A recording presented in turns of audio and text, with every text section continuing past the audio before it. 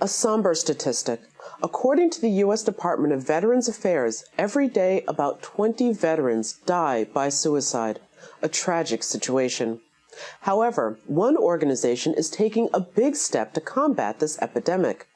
The Independence Fund is striving to empower veterans to overcome physical, mental, and emotional wounds as a result of their tours of duty. By teaming with the Department of Veterans Affairs, the fund has launched Operation Resiliency, a program with promise for those who came home suffering from PTSD and mental illness. Here with details are two soldiers who have just completed the Operation Resiliency program. Veteran Army Staff Sergeant Alex Haregi and Major Adam Armstrong, both paratroopers with Bravo Company. They join me now. Gentlemen, welcome to the program. Thank you for having me. Thank you very much. Absolutely. So first, let's start off and talk about what is Operation Resiliency? Well, so Operation Resiliency, as you stated, a joint venture between the Independence Fund and the Department of Veterans Affairs. And what it focuses on, for context, as we came out, for example, deployed in 09-10 to Afghanistan with a pretty rough time in terms of fighting and combat casualties. Then the unit redeploys, and eventually everybody goes sort of different directions. Maybe some get out, maybe some go to other units, and a small amount stay in that unit.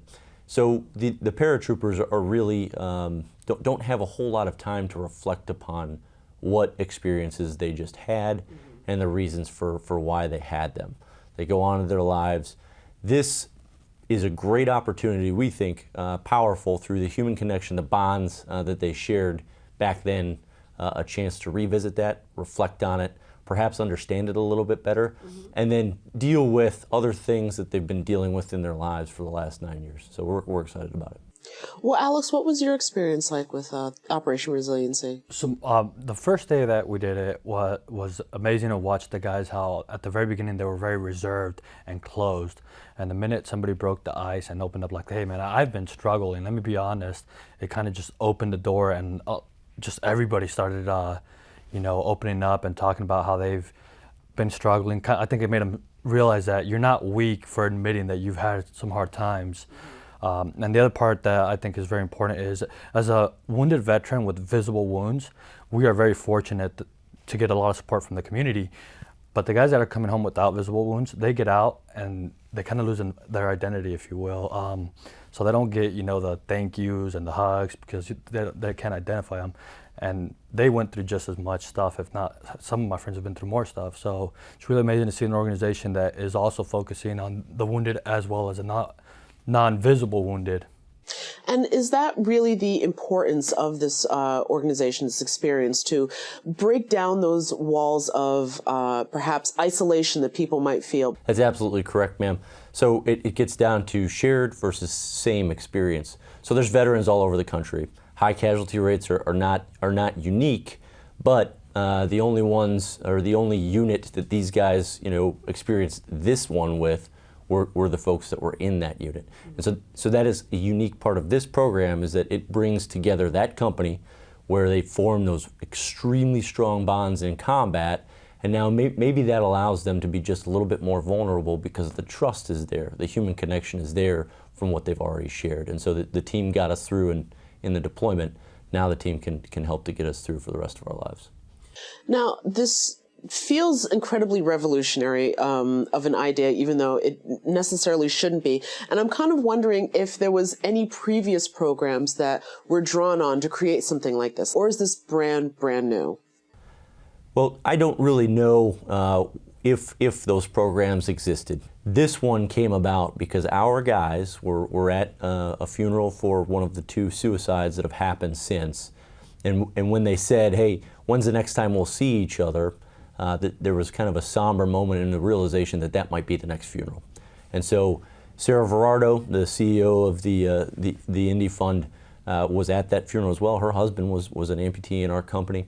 And that's the idea that then grew up to be partnered with the VA to have such a meaningful experience for these guys, and hopefully for many organizations after ours.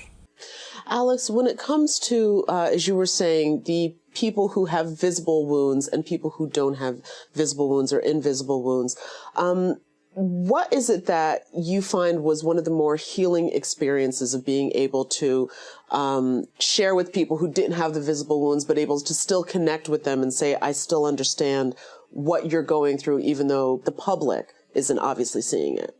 You know, like I said, the ones with visible wounds, we're very lucky to have the community. We have a lot of support by the community, which makes a huge difference in the healing. But you still get to a point where you isolate yourself and you start facing your inner demons and stuff. And so for me to be able to open up to my brothers that I served with and tell them, like, look, man, I was in a really tough spot and I didn't call you guys, so we need to get better at that, I thought was very rewarding for me, because a lot of guys we found out that were in similar situations and are now seeking help from it. So is this the kind of organization where a lot of times people say when someone is in crisis that really the only person who can really help them is them? Is this something where families can reach out and say, you know, we have a veteran who's returned and they're struggling? Or is it something where that veteran needs to take that first step and say, you know, I want to reconnect. I need this connection again? Yes, ma'am. So the focus of this is harnessing the power of the bond of that small unit to assist the individual and the collective in getting through and coping with those tough times.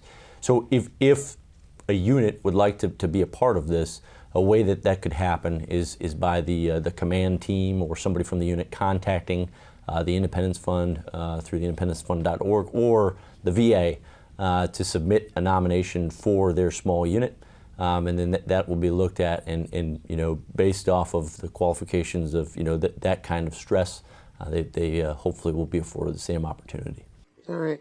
And Alex, just wondering for yourself, is there anything that you would say, I guess on a positive note, that has definitely changed for you once you've been able to reestablish these connections? Just seeing all these guys, you know, they said the best therapy is laughing, and we laughed so much over the weekend that we cried at some points from laughing so hard. So I think everybody, again, you know, realizing that they weren't going through all this stuff alone and that they weren't weak for having their emotions that they're going through. So yeah, the positive is that everybody opened up and realized that it's okay to not be okay. Okay, and is this something that will be serving all branches of the military? Yes, absolutely. All right. Well, listen, Alex and Adam, thank you so much for joining us. Thank you for sharing not only your experience with us, but definitely within your unit and making sure that other units have that ability to reconnect with each other. Thank you very much. Thank you. For more information on Operation Resiliency, you can visit our website at metrofocus.org.